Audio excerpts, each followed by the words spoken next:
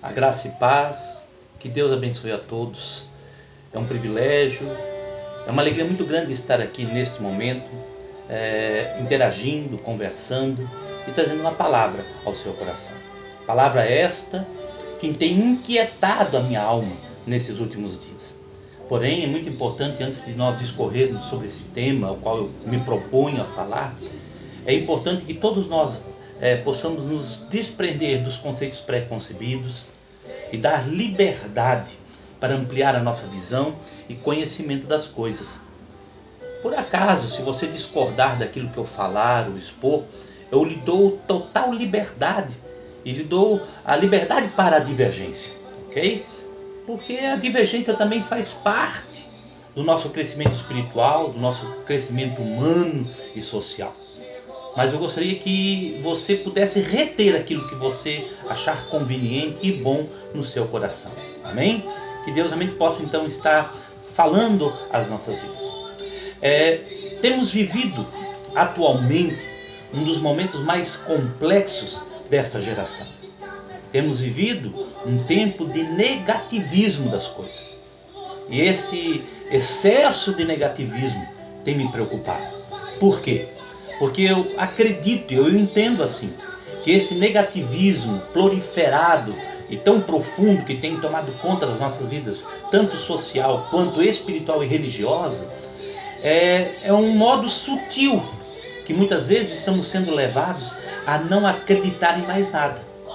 Como que se tudo que aconteceu e tudo que acontece é apenas uma mentira. E isso tem envolvido de tal maneira que parece que tudo é uma teoria da conspiração. Estamos sendo enganados, ludibriados, enfim. E isso tem feito parte constante, diariamente das nossas vidas.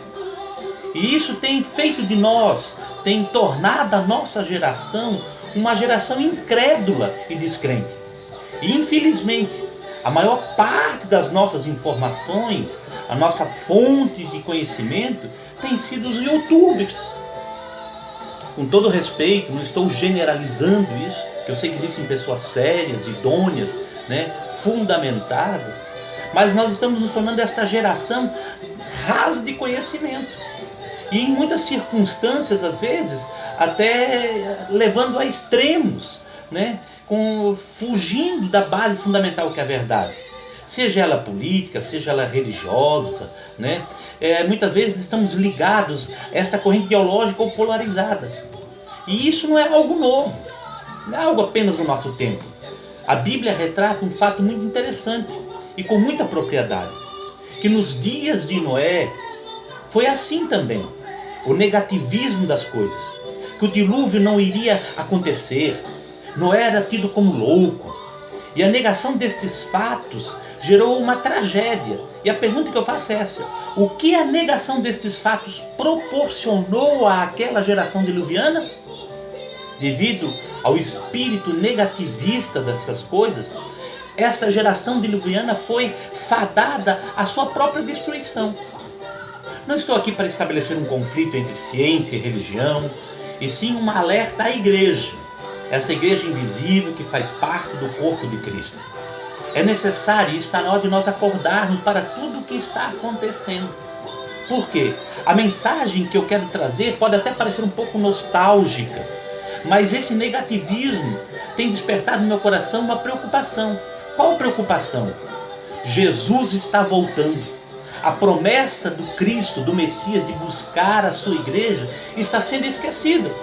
Por quê? O Deus deste século, através das teorias de conspiração, através de que tudo é mentira, do negativismo, tem nos levado a descreditar de tudo. E estamos nos tornando essa geração descrente, ao ponto de muitos até nem mais acreditarem ou falarem da volta de Jesus. Pode até parecer um pouco insignificante, mas isso é muito sério, é preocupante. E se você me permite então uma análise mais destemida e sem querer ser tendencioso, eu quero pontuar algumas assertivas muito importantes para a nossa vida. Amém?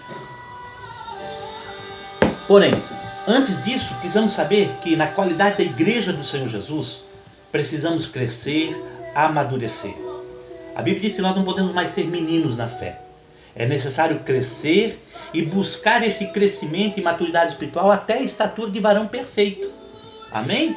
Vejamos alguns pontos importantes só para nós entendermos todo este pano de fundo que tem acontecido.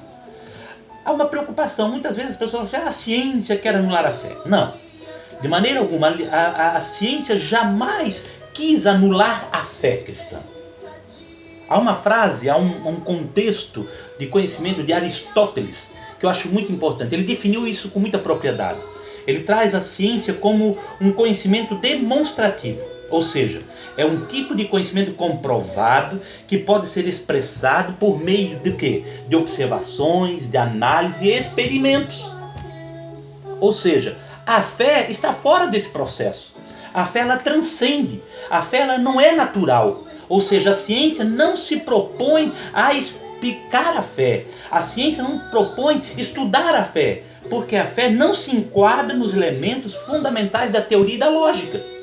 A fé é uma relação empírica. Então nós precisamos entender esse aspecto fundamental.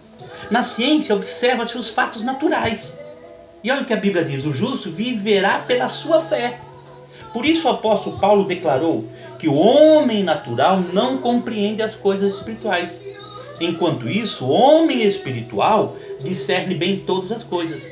É muito simples. Eu não vejo conflitos aqui. Por quê? Porque a ciência nunca vai entender e vai compreender a fé. Ela não consegue explicar a fé. Ela trabalha com fatos concretos, reais. E a fé transcende.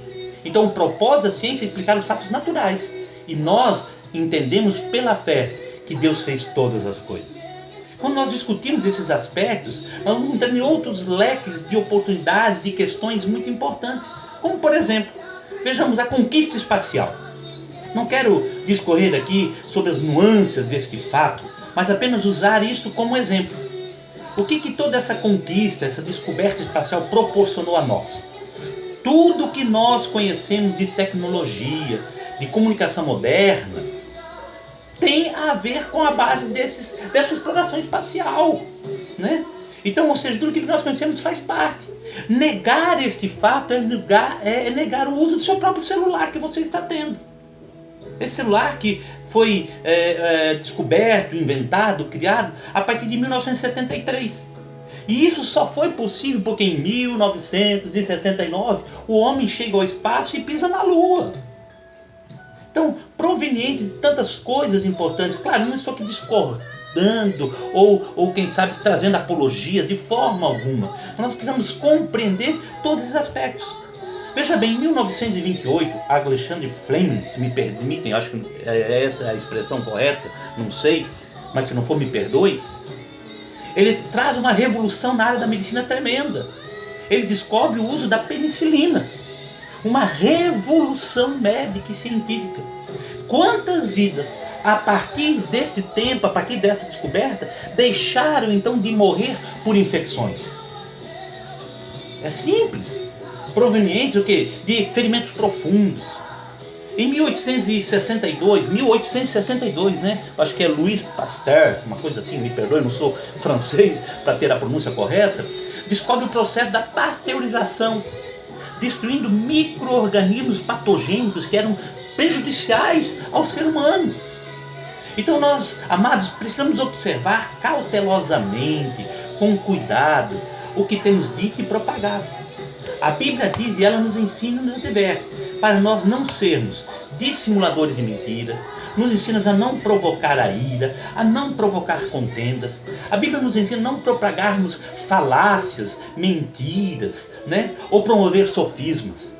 Eu acredito fundamentalmente que nós, Igreja do Senhor Jesus, somos agentes da verdade, propagadores da verdade. Amém? Tenho me preocupado de maneira profunda sobre esse aspecto. Por quê? Doenças que foram praticamente erradicadas, hoje estão voltando novamente a afligir a humanidade. Né? Por quê? Por causa do negativismo. Esse negativismo tem nos feito ignorantes aos fatos. Só para nós termos uma ideia, né? O sarampo, de 2000 a 2017, a vacinação do sarampo evitou aproximadamente, eu não tenho dados reais, mas aproximadamente 21 milhões de mortes. Na minha geração, na nossa geração, daqueles que têm a minha faixa etária, dos seus 50 e poucos anos, era muito comum, era muito normal nós termos um amigo ou conhecermos alguém vítima da poliomielite. Só para vocês terem uma ideia, nos Estados Unidos, do ano de 1990 a 2005, foram registrados apenas 57 casos de poliomielite por causa da vacinação. E hoje, o que tem acontecido? Esse negativismo tem aumentado consideravelmente doenças que foram praticamente erradicadas. Só a poliomielite já subiu quase de 10 a 20% nesses 2 últimos anos. Em 1980, né, a difteria eram mais de 1 milhão de casos por ano no mundo. Agora, o que aconteceu? Com o surgimento da vacina contra a difteria, esses casos de 1 milhão ano caíram para apenas 140 mil casos. Infelizmente, devido à negação da eficácia das vacinas que têm sido propagadas, esses casos já tiveram um aumento de mais de 10% nos últimos 2 anos. E agora nós estamos vivendo uma nova epidemia. Não é um caso Brasil, uma epidemia que tem atingido o mundo inteiro. Pessoas que amamos têm sido levadas fora do seu tempo, né? Pessoas com saúde, pessoas de bem, pessoas abençoadas, pessoas que nós amávamos, pessoas que faziam parte do nosso círculo social, foram ceifados por esta pandemia, por esse coronavírus, por esse vírus. E com todas as suas mutações e variantes, sabe-se lá mais o que haverá de vir. Isso é muito sério. Preste atenção, tome cuidado. Não é porque no livro do Apocalipse nós temos uma revelação curiosa. O livro do Apocalipse fala que a peste virá sobre a terra e 1/4 parte da terra será levada pela peste. Agora, não é porque o Apocalipse fala sobre isto, que 1/4 parte da terra será levada, necessariamente eu ou você precisamos fazer parte desse número. Então é muito importante, é importante, é fundamental. Nós não podemos ficar omissos em relação a isso. Fazer parte, né, desse aglomerado de vidas que vão ser ceifadas.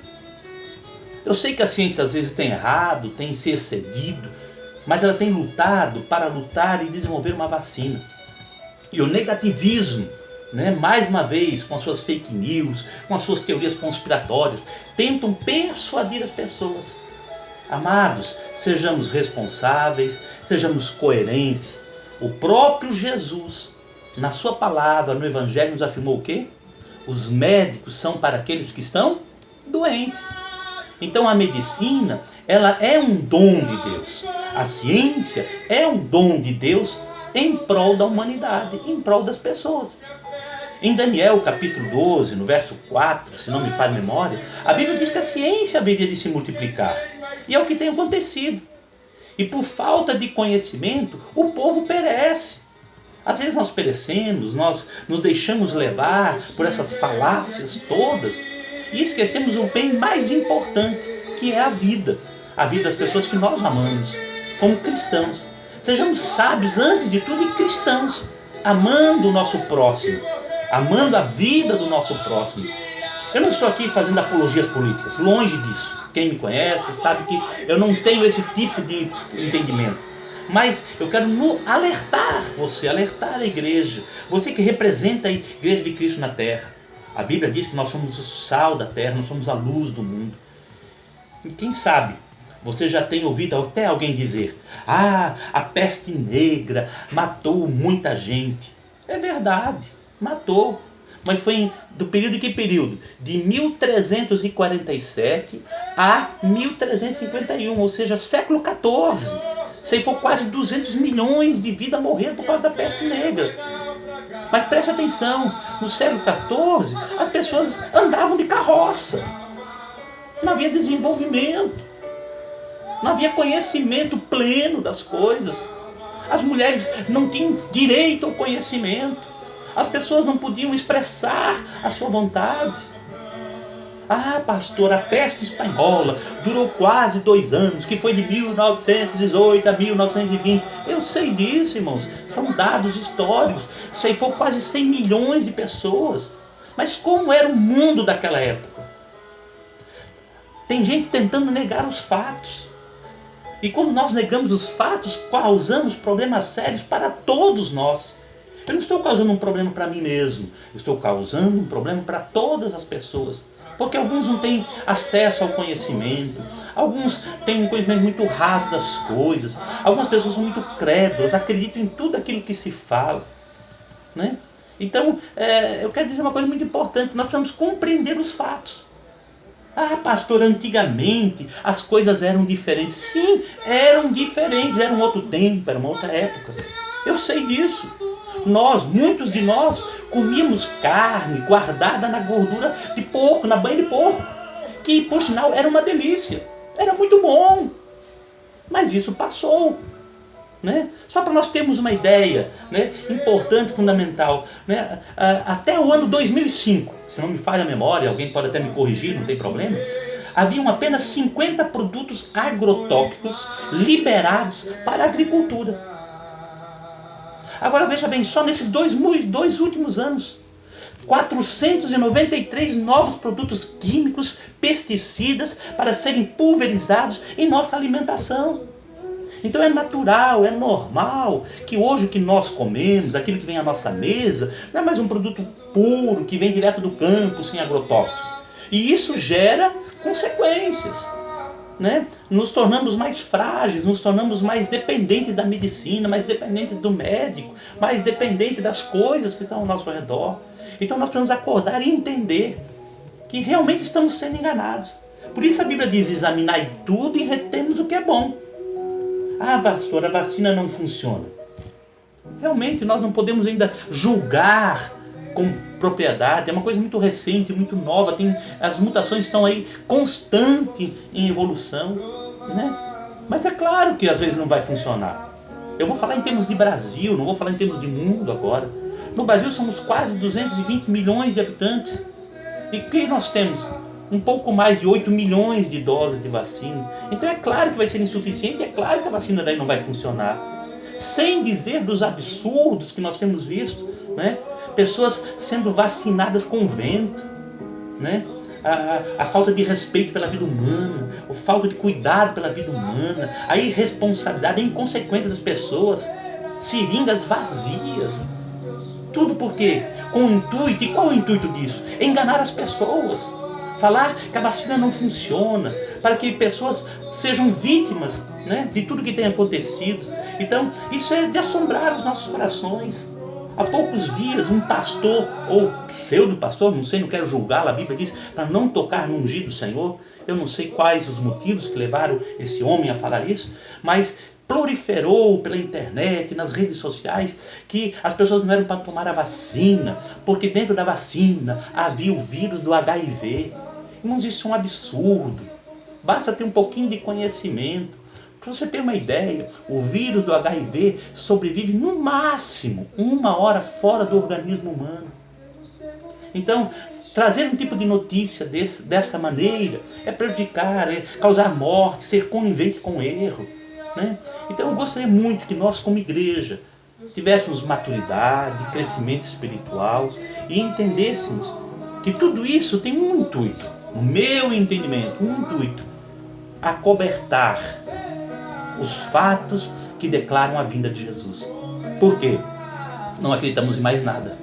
Tudo é mentira. Tudo é teoria da conspiração. Se nós partimos desse pressuposto, daqui a pouco não vamos nem acreditar mais na Bíblia, na palavra de Deus. Por quê? Mas por que existem 66 livros, contrapartida 470 e poucos livros apócrifos que não foram inseridos no contexto canônico? Então também foi uma teoria da conspiração? Então o livro que nós temos é uma mentira? Claro que não, irmãos. Nós vamos entender e compreender a objetividade de cada das coisas. A palavra de Deus é viva e eficaz, mais penetrante que uma espada de 2 gumes, apta para discernir, para trazer e nos ensinar. Amém? É um abraço no coração, com muito carinho, com amor, né? E dizer para você, principalmente, né, nesse aspecto quando nós nos referimos ao HIV, irmãos, um beijo, um carinho, um abraço, o amor não transmite HIV. Um abraço e carinho transmite paz e alegria. Sejamos prudentes, amém? Eu peço com todo carinho, né? Como pastor eu não posso ser leviano e inconsequente.